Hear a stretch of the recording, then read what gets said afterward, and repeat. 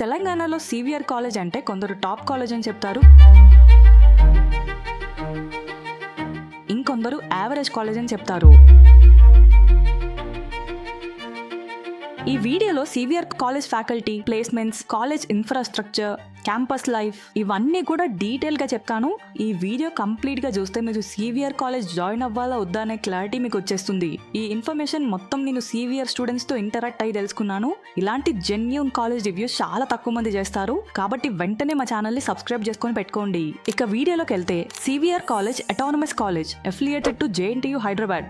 ఈ కాలేజ్కి నాక్ ఏ గ్రేడ్ ఇచ్చింది. ఎన్ఐఆర్ఎఫ్ ర్యాంకింగ్ కూడా 150 to 200 మధ్యలోనే ఉంది. ఈ కాలేజ్ మనకి ఇబ్రహీంపట్నం, మంగళపల్లిలో ఉంటుంది.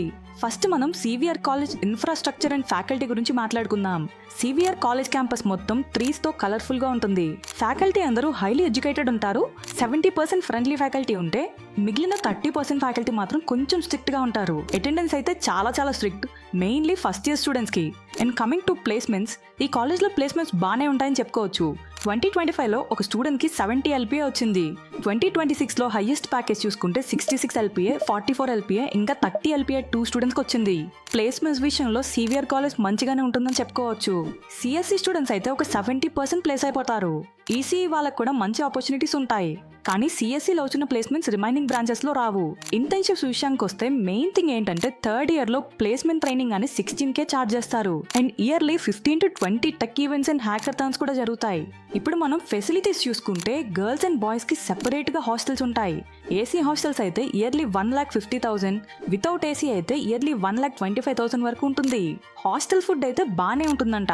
ఈ విషయంలో హాస్టల్ స్టూడెంట్స్ నాతో ఏం చెప్పారంటే, బాయ్స్కి హాస్టల్లో జిమ్, ఇండోర్ ఫెసిలిటీస్ ఇవన్నీ కూడా ఫెసిలిటీస్ ఉన్నాయి. మెయిన్గా సివిఆర్ కాలేజ్ క్రికెట్ గ్రౌండ్ చూసారంటే క్రికెట్ లవర్స్ అందరూ ఫిదా అయిపోవాల్సిందే. అంత బాగుంటుంది క్రికెట్ గ్రౌండ్. సివిఆర్ కాలేజ్లో సీట్ రావాలంటే మీకు ఎంత ర్యాంక్ రావాలో కట్ ఆఫ్ చెప్తాను, జాగ్రత్తగా నోట్ చేసుకోండి. మీకు సిఎస్సిలో సీట్ రావాలంటే మీ ర్యాంక్ బిలో 6K ఉండాలి. ఈసీఈలో సీట్ రావాలంటే మీ ర్యాంక్ బిలో 7K ఉండాలి. ట్రిపుల్ఈలో సీట్ రావాలంటే మీ ర్యాంక్ బిలో 10K రావాలి. సివిల్ అండ్ మెకానికల్ లాంటి గ్రూప్స్ అయితే బిలో 15K ర్యాంక్ వస్తే సీట్ వచ్చే ఛాన్సెస్ ఉన్నాయి.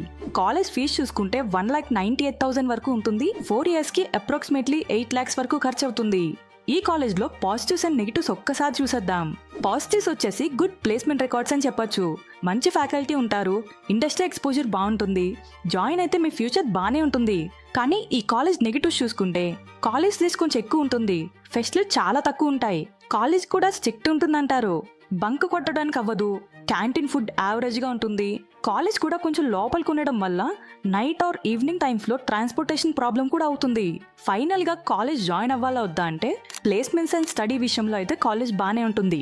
అలానే కొన్ని నెగిటివ్ పాయింట్స్ కూడా ఉన్నాయి కదా, మీరు వాటిని హ్యాండిల్ చేసుకుందాం అనుకుంటే సివిఆర్ కాలేజ్లో జాయిన్ అవ్వచ్చు.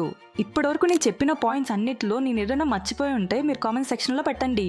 అలానే ఇలాంటి జెన్యూన్ కాలేజ్ రివ్యూస్ మీరు మిస్ అవ్వకుండా ఉండాలంటే మన ఛానల్ని సబ్స్క్రైబ్ చేసుకొని బెల్ ఐకాన్ని ఆన్లో పెట్టుకుంటే మీరు అడిగిన కాలేజ్ రివ్యూ పోస్ట్ చేయగానే మీ వరకు వచ్చేస్తుంది.